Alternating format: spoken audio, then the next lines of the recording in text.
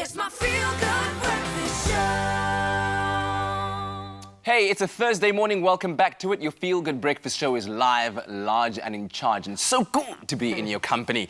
Now, when the introduction of level 1 of restrictions was announced, our president also encouraged all South Africans to download and use the government's COVID Alert app. Now, it works via Bluetooth to alert you of people who've tested positive for the virus, and Grant is here to tell us all about it, because he's the main man, of course, when it comes to all things tech. Good to see you, brother man. How are you? I'm good. It's Thursday. COVID-free? I am COVID-free. I haven't received a notification on my app, and we're in pretty close proximity. The app, okay, so that's a good that's a misconception. And maybe people might think that it does not identify you if you have COVID. You still got to go get tested.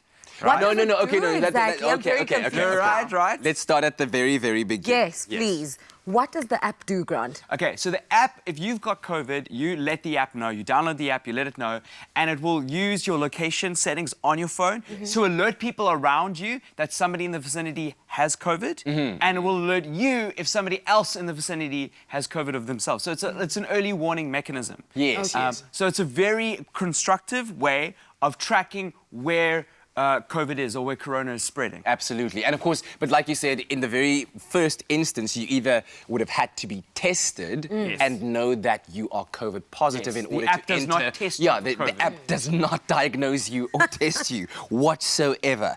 The big question, though, and we were talking about it the other day about data collection, how data is our most precious commodity, most valuable commodity. Does the app allow government to store your data? So this was a huge controversy when it came out. A lot of people are always suspicious of governments. Yeah. We're very fortunate. I've seen a lot of international developers look at the app, and it does no storing of data whatsoever. It doesn't even identify you as an individual. It tracks your device. Okay. So where the device is going. So it's a very meat and potatoes like app. It's very basic. It's not capturing any data. But it's something we do need to look out for. If anybody does make an app that does track data, we need to do some research, and I recommend everybody does that.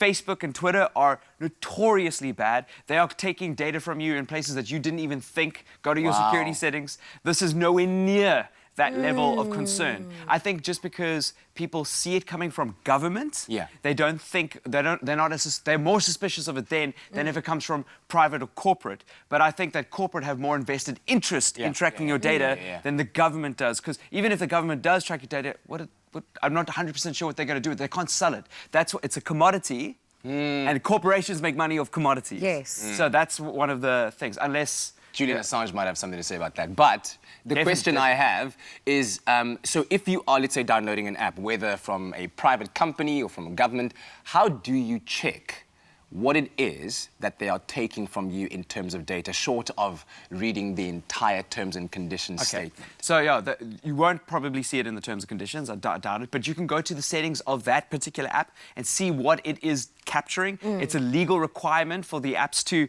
tell you what it's tracking. If you're using Android or iOS, the operating system will tell you what's being pulled. Yeah. Which is really important. So in terms of like location settings, activation, your contact list, capturing of microphone activity, because some apps are able to capture your microphone activity even when you're not using the app. Exactly. Really? Given the camera. And also your camera, right? Yeah. So I do home broadcasting, so I do stuff on Twitch. I've got apps that use my camera even when the phone is locked so that I can walk around the house and broadcast with my phone. But there are some apps so that I allow that app to do that, but there are some apps you don't want to allow that to happen. Yeah. And that is where it's an invasion of privacy, and if people get access to that, it's a problem. But whether it's corporate or government, we all have to look at those settings and make sure that we're doing our due diligence. Yeah. We're very fortunate that this app is really cool, and it's there to help each other, help our communities work out who's got COVID and where COVID is spreading. Remember, the data that is being collected is not about us as individuals in this case, it's about COVID. So COVID is enemy number one. Yes. And we need to track where it's going and how can we stop it, and where are the melting pots of where the virus is being spread, where are the areas where it's diminishing, and we can get that data from an app. It's not about us as individuals, fortunately, for now. And like you said, with Julian Assange might have a problem with it, or we got to be very conscious of where our data is going, and we got to be data-minded, like conscious. So just keep your finger on the pulse of what's happening on your phone and where your data is going. What's using battery? when the phone is off on the table, those yeah. kind of things. Quick little question. I mean, just once again to reiterate to everyone watching that the app is there, as Grant has just said, to help you locate where somebody who has already been diagnosed COVID positive is moving around in your vicinity. The app is not there to diagnose you. You can't hold the phone and then ask the app, am I COVID positive? And then it gives you a yes or no. It doesn't work that way. It's not meant to diagnose you. You need to get tested properly.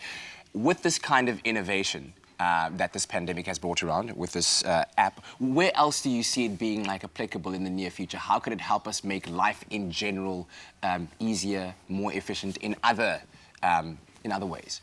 Well, our phones are great pieces of technology with gyroscopes, like GPS devices built into them. When developers or when we think creatively on how to use these devices, we can do a lot with them. We all carry them around, but we do have to be conscious of what data is being collected, how that data is being collected, because there's a difference. Location data and then storing it with your name is a problem. Location data and storing it with a device that's getting deleted is great. Like that's the kind of data collection we want. But we've got to be, we're paving this forward, right? We're building these tools for our children. How are we going to handle them now, and who's collecting the data and how that data is being collected is going to affect our kids. So we need to be very conscious of that. And I'm glad people are very conscious of it. But there's no need to be overly suspicious about something you don't understand. That's become like the trend for the last 6 months, where people are going 5G towers are doing this. It's because people don't understand the thing and they are getting caught up in fear. And we mustn't get caught up in being scared of a government or whatever. We've got to use our brains. Yeah. Right. All right, mate. Thank you very much, Grant Hines, as always, our trusted man in all things tech and gaming. And now, so from apps to our favorite games, before the release of the PS5, we still have some titles to look forward to on the PS4, like NBA 2K21. And here's Gareth Woods with the review.